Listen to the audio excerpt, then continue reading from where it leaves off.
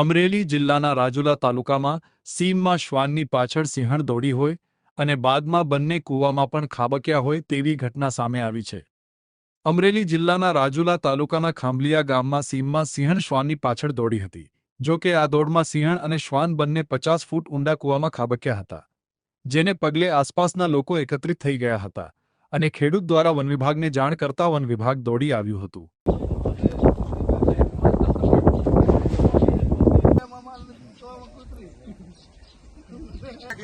નાડું લેતા હતા